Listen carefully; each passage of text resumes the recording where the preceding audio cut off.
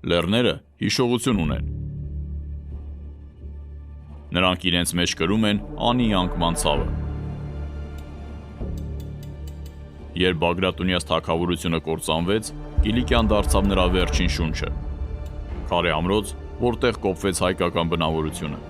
Այստեղ հավաքվեցին սպանված հայ թագավորի վերջին հավատարիմ ազնվականներն ու զինվորները։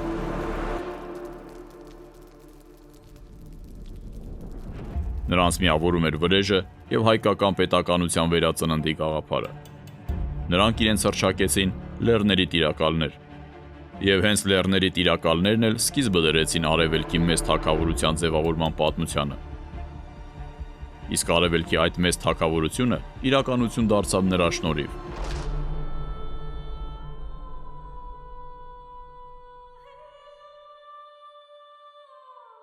Բարև ձեզ, ես Սուրեն Պետրոսյանն եմ։ Այսօր կխոսենք մի թագավորի մասին, ում անվանում են նաև բարեպաշտ եւ մեծագործ,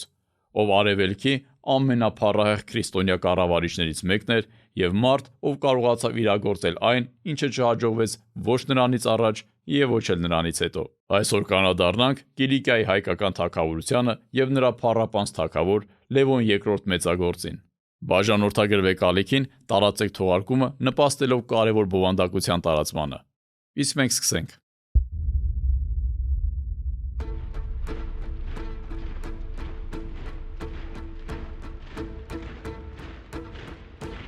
Լեռների տիրակալները պատերազմում են բյուզանդացիների, հռոմեացիների դեմ։ Ռուբենի շուրջ, ով Բագրատունիների արքայատողմի վերջին հայ թագավորի հրամանատարն ու հավատարիմ մարտիկն էր, համախմբվել էին բազմաթիվ հայ զինվորներ։ Նրանք դարանակալում էին, հարձակվում հռոմեական գյուղերի եւ քաղաքների վրա, գերիներ վերցնում, եւ այդ ամենը արվում էր առանձնահատուկ դաժանությամբ։ Հայերի մի ողջ սերունդ է դաստիարակվել այն համոզմամբ, որ իրենք պետք է վրեժ լուծեն բյուզանդացիներից անի թագավորության կործանման համար։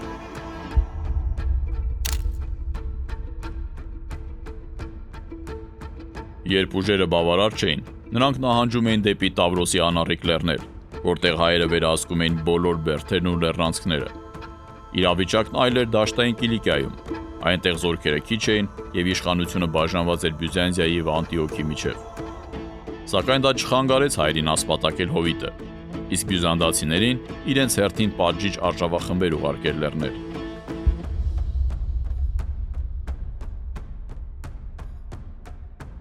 Այդ դաժան պատմական ժամանակաշրջանում, մոտավորապես 1130 թվականին, ծնվել է արքայազան Ռուբենի տոհմի ժառանգը՝ Ստեփանը։ Նա աչքի էր ընկնում քաջությամբ եւ ռազմական ունակություններով։ Նրա օրոք հայերը գործում էին ավելի մասշտաբային եւ կազմակերպված, իսկ բյուզանդացիներին պատժում էին շատ ավելի մեծ վնասներ հասցնելով։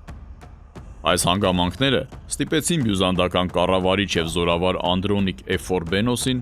ով հասկացել էր, որ ռազմական ուժը բավարար չէ Ստեփանին ենթարկեցնելու համար, ընտրել ոչ թե ուժի, այլ դավի ճանապարհը։ Քրիստոնեական երթում տալ, ապահովելով Ստեփանի անձեռնմխելիությունը եւ նրան բանակցությունների հրավիրել։ Ստեփանը, լինելով բարեպաշտ քրիստոնյա, հավատում է նրան եւ մասնակցում տոնական հանդիպմանը։ Հանդիպման ժամանակ երթումը դրժվում է։ Հռոմեացին չի կատարում իր խոստումը։ Ստեփանը գերեվարվում է եւ դաժանորեն սպանվում։ Սա հաղթանակ էր բյուզանդացիների համար եւ մեծ ողբերգություն հայ իշխանների եւ զինվորների համար, ովքեր կորցրել էին իրենց զորավարին։ Հենց այս ողբերգությամբ է սկիզբ առնում մեր պատմությունը։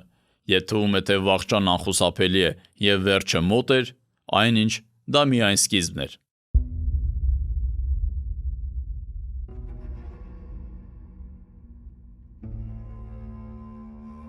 Ստեփանը ուներ մեկ որդի՝ Լևոնը։ Նա պատանի էր։ Հոր դավադրաբար սպանության լուրը պետք է որ կոտրեր պատանու ոգին։ Ցանկացած ուրիշը կփախչեր կամ կխոնարհվեր բյուզանդացիների առաջ։ Բայց Լևոնի պատմությունն այլ է։ Այնտեղ, որտեղ թույլը տեսնում է ավարտ, ուժեղը եւ հզորը տեսնում է միայն սկիզբ։ Ցավը չկոտրեց Լևոնին, այլ միայն կոփեց եւ հզորացրեց։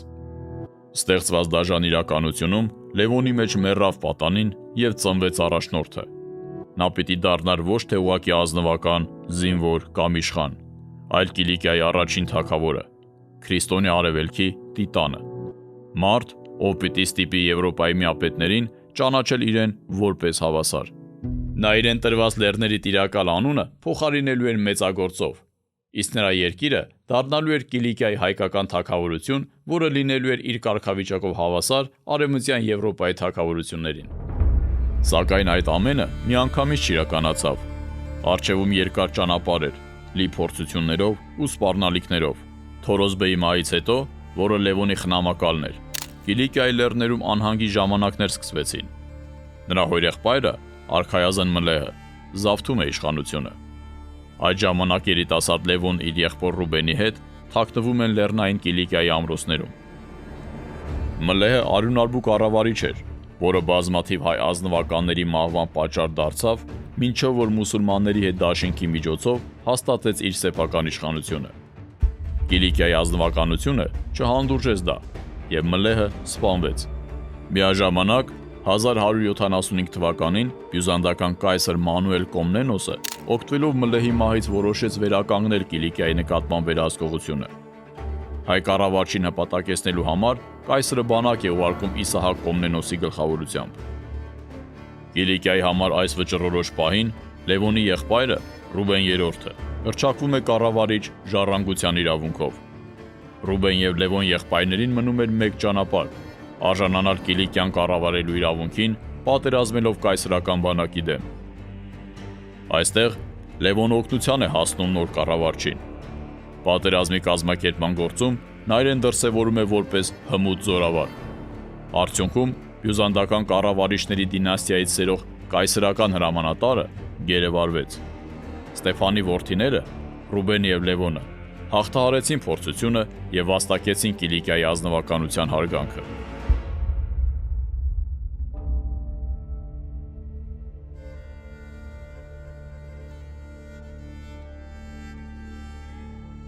Այդ ժամանակ Անտիոք եւ նրա կառավարիչ Բոհեմունդ III-ը ֆրանսիական դպուատի ազնվական տոհմից,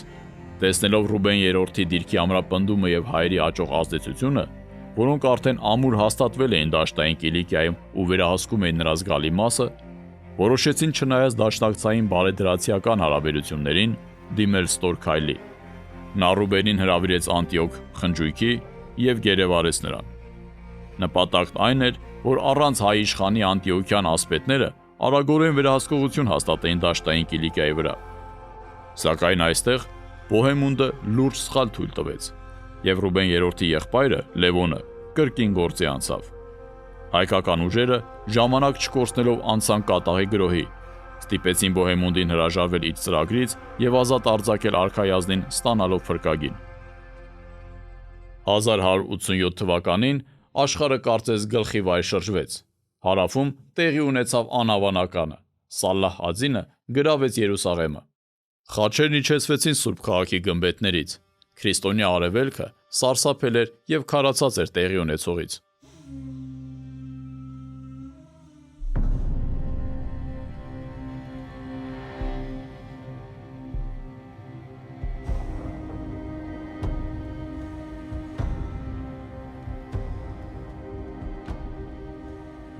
Իսկ Կիլիկիայում դրազարկվանքի լռության մեջ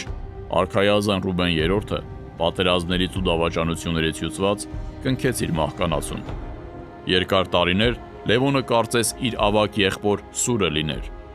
Ռուբենը զգուշ կառավարիչ էր, ով փորձում էր պահպանել փխրուն խաղաղությունը առանց ավելիին ձգտելու։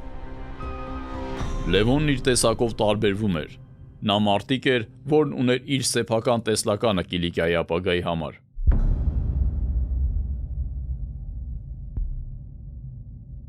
Լևոնը մտածում էր ոչ թե դաշտային հրամանատարի, այլ գրոսմայստերի նման։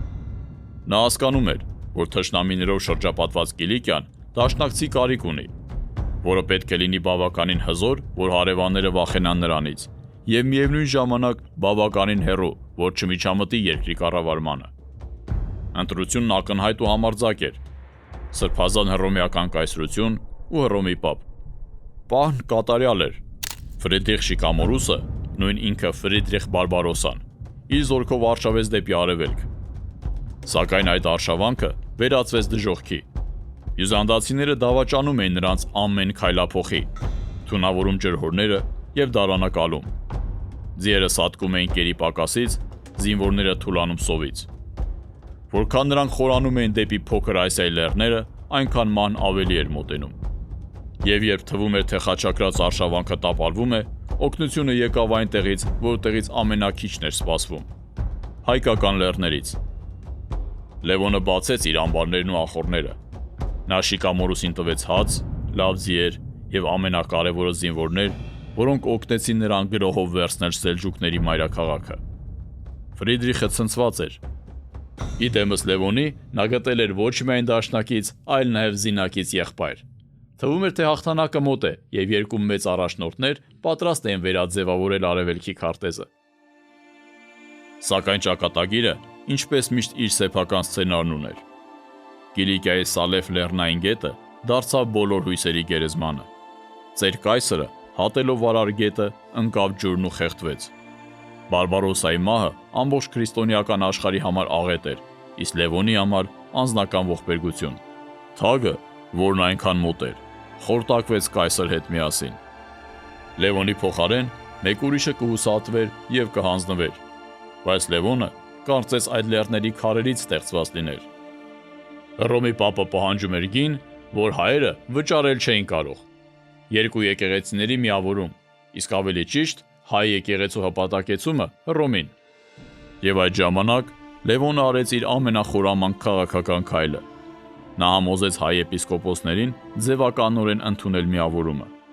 Հռոմի համար ստորագրվեցին եւ կնքվեցին փաստաթղթեր, իսկ հայ ժողովրդի համար ամեն ինչ մնաց նույնը։ Դա բավականին խորամանկ եւ հեռատեսական քայլ էր։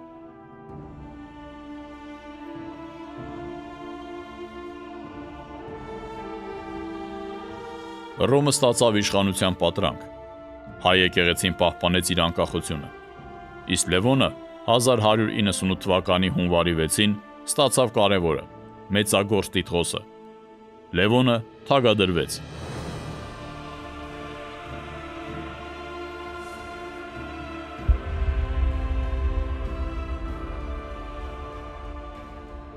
(1198 թվականի հունվարի 6) Սուրբ Սոֆիայի տաճար, Տարսոն, Կիլիկիա։ Այդ օրը քաղաքը դուրս եկավ փողոց։ Հայ ազնվականներ, ֆրանկ ասպետներ, հույն դիվանագետներ եւ սիրիացի վաճառականներ։ Բոլորն այնտեղ էին։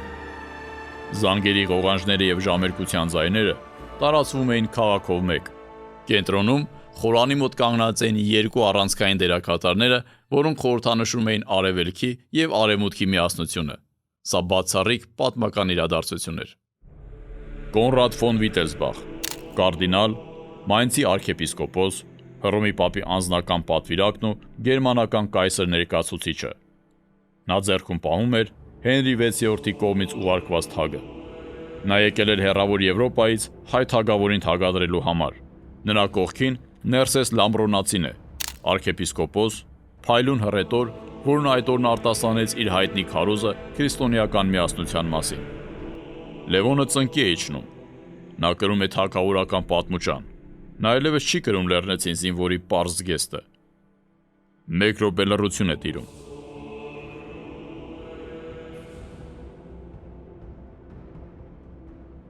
Կարդինալ Կոնրադը կարդում է լատինական աղոթք եւ Լևոնի գլխին դնում գերմանացի ոսկերիչների կողմից պատրաստված թանկարժեք թագը։ Դա նշան էր, որ Եվրոպան նրան ընդունում է իր միապետներին հավասար։ Այնուհետև կաթողիկոս Գրիգոր 6-րդը կատարում է օծումը։ Նա Լևոնի ճակատը օծում է Սուրբ Միրոնով, օժտելով նրա իշխանությունը աստվածային իրավունքով, հին հայկական սովորույթին համաձայն։ Այդ նույն պահին բյուզանդական կայսր Ալեքսիոս 3-րդ Անգելոսի դեսպանները հետ չմնալով Լևոնին նվիրում են իրենց նվերները եւ երկրորդ կայսրական թագը, ճանաչելով նրա սուվերենությունը։ Լևոնը ծնկաստեղից վեր կացավ ոչ թե որպես իշխան, այլ որպես Հայաստանի թագավոր Լևոն II։ Այդ օրը 1198 թվականի հունվարի 6-ին Անիի անկումից ավելի քան 1 դարի անց հայկական պետությունը վերածնվեց որպես հայկական թագավորություն։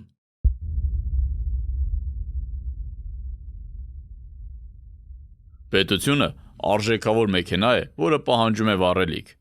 Այն է ոսկի եւ ֆինանսներ։ Լևոն Մեծագործը այն գտնում է ոչ թե հանքերում, այլ ծովում։ Նա բացում է Ասիայի նավահանգստի դարպասները, քայլ, որով փաստացի հարստացնում է երկիրը։ Վենետիկցիներն ու ջենովացիները, որոնք նախկինում վախենում էին նավարկել դեպի այս ծովահեններով լի ջրերը, այժմ ստացան թագավորի անձնական պաշտպանությունը։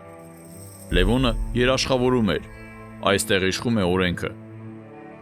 Եվ աշխարհն արձագանքեց։ Այասը դարձավ արևելքի ոսկե թոքերը։ Չինաստանի մետաքսը, Հնդկաստանի համեմունքները, Պարսկաստանի թանկարժեք քարերը, ամեն ինչ, ինչը Եվրոպան ցանկանում էր, այժմ անցնում էր հայերի միջոցով։ Կիլիկիան դարձավ կամուրջ, որտեղ արևելքը հանդիպում էր արևմուտքին, եւ յուրաքանչյուր քարավան իր հարստության մի մասը թողնում էր այստեղ։ Լևոն Մեծագործի ժամանակաշրջանը դարձավ արևելաքրիստոնեական վերածնունդ արևմտաքրիստոնեականից շատ ավելի առաջ։ Բերտերի անվտանգության ու քաղաքների հարստության մեջ ծաղկում էր ժողովրդի ոգին։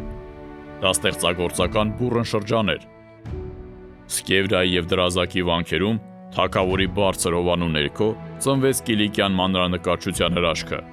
Բյուզանդիայի եւ Եվրոպայի լավագույն վարպետները հիացմունքով նայում էին հայկական ձեռագրերին, որոնք փայլում էին չնաշխարհիկ գույներով։ Թագավորի հեղինակությունն այնքան բարձր էր, որ երբեմնի բոլոր թշնամիներն ու մրցակիցները կատարյալ կերպով ինտեգրվեցին։ Դաշտային Կիլիկիայի բնակիչները, ուղղափառները, հայ առաքելական Սուրբ եկեղեցու հետևորդները, լատինացիները, հռոմեացիները, ասորիները բոլորը հպարտանում էին իրենց թագավորով։ Լևոն Մեծագործը Կիլիկիան կարողացավ վերածել այնպիսի երկրի, որտեղ բոլոր քրիստոնյաները միավորվում էին մեկ հարկի տակ եւ ունեին հավասար իրավունքներ։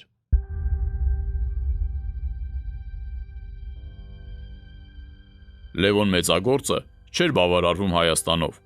Նա ցանկանում էր ստեղծել քրիստոնեական գերտերություն, միավորելով Կիլիկիան եւ Անտիոքը մեկ թագի ներքո։ Դրան հասնելու համար Բաղրասի ամրոցի մոտ գերեվարվեց Անտիոքի կառավարիչ Բոհեմունդ III-ը։ Թագավորը Բոհեմունդից վերցրեց մի շարք տարածքներ, ինչպես նաև պայմանավորվեց Ռուբենի դստեր թագավորական զարմուհու Ալիսի ամուսնության մասին Բոհեմունդ III-ի որդու Ռայմոն IV-ի հետ։ Այդ պայմանագրի համաձայն այս միության հավանական ժառանգորդը պետք է ստանար Անտիոքի թագը եւ այն միավորեր Հայաստանի հետ։ Նման օրինական միության միջոցով Լևոն Մեծագործը պատկերացնում էր ուժեղ, միասնական քրիստոնեական պետության ձևավորում եւ զարգացում։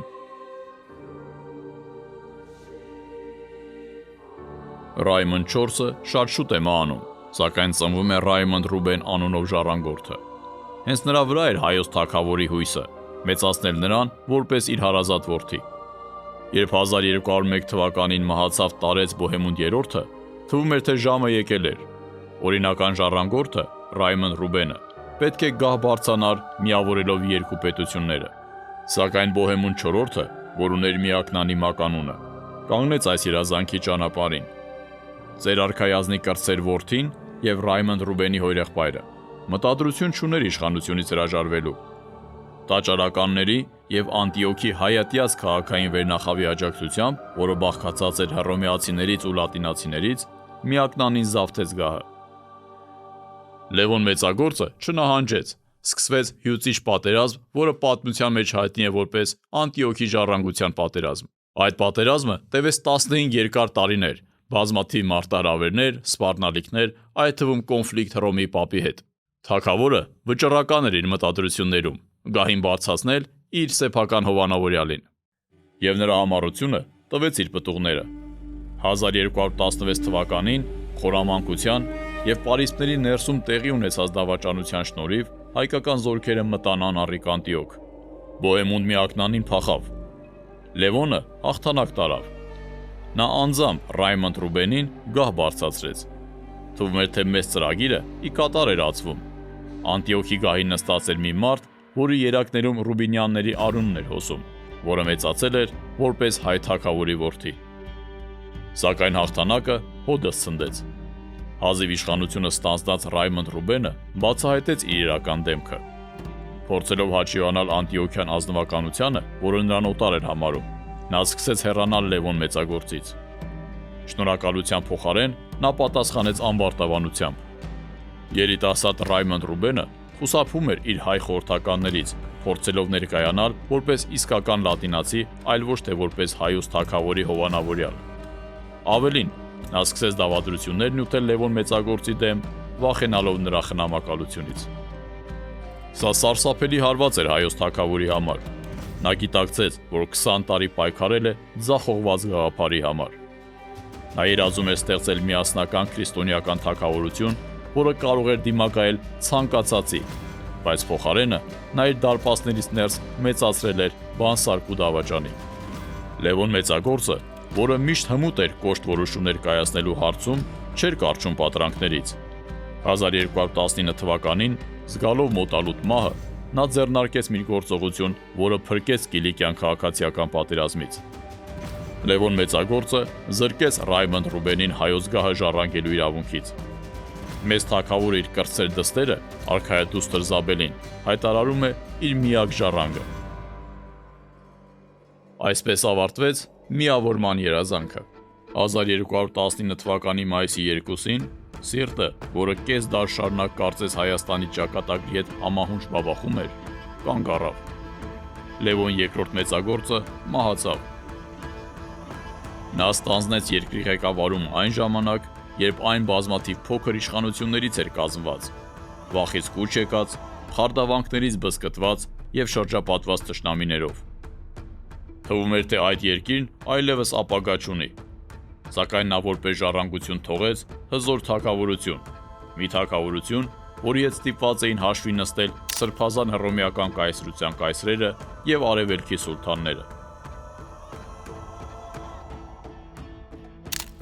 Նա հրաշք գործեց ոչ միայն քարտեզների վրա, այլև մարդկանց հոգիներում։ Նրա կառավարման օրոք Կիլիկիայի բազմազգ բնակչությունը, հայերը, հույները, ֆրանկները, սիրիացիները մոռացան իրենց տարաձայնությունները։ Չնայած տարբեր հավատքներին, նրանք ամբողջ սրտով ծառայում էին իրենց թագավորին, իդեմս նրա տեսնելով կյանքի եւ արդարության երաշխավորի։ Եվ այդ պատճառով էլ նրա մահը դարձավ համընդհանուր վիշտ։ Այդ օրը սուգ էր ոչ միայն հայկական եկեղեցիներում։ Ուղարկավորության պատարագներ մատուցեցին նաև Հռոմի պապի դեսպանորդներն ու Բյուզանդիայի ուղղափառ եպիսկոպոսները։ Կրոնական ատելության դարաշրջանում Լևոն Մեծագործին հաջողվեց դառնալ միապետ, որի մահը սգում էր ամբողջ քրիստոնեական աշխարհը։ Նրա օրոք Հայաստանի թագավորությունը դադարեց պարզապես աշխարհագրական կետ լինելուց։ Այն նաև Եվրոպայի համար էր յուրային։ Այն դարձավ եվրոպական քաղաքակրթության ամենահեռավոր անառիկ ամրոցն արևելքում։ Թագավորը վախճանվեց, բայց հայկական թագավորությունը շարունակեց իր փառահեղ պատմությունը։ Այսպիսով, ընդամենը մեկ մարդկային կյանքի ընթացքում Հայաստանը անի ավերակներից վեր հառնեց միջերկրական ծովի ափերին։ Սա բնականաբար պատահականություն չէր։ Դա ազգային էլիտայի ռուբինյանների տոհմի երկաթյա կամքի արդյունքն էր։ Լևոն Մեծագործը ապացուցեց, որ աշխարհագրությունը առաջնային չէ, այլ առաջնայինը երկաթյա կամքն է, արժեքները եւ վճռականությունը։ Նա Հայաստանը դուրս բերեց մեկուսացումից, դարձնելով այն արևմտյան աշխարհի անբաժանելի մասը։ Նրա պատմությունը ապացույցն է այն բանի, որ նույնիսկ ազգային աղետից հետո պետությունը եւ ազգը կարող է ոչ միայն գոյատևել, այլ նաեւ վերադառնալ միջազգային ասպարեզ։ Եվ ամենակարևորը, վերադառնալ ոչ թե որպես աղերսող, այլ որպես արժանապատիվ եւ հավասար։ Ձեզ հետ է Սուրեն Պետրոսյանը։ Եղեք ոգով ուժեղ եւ մինչ նոր հանդիպում։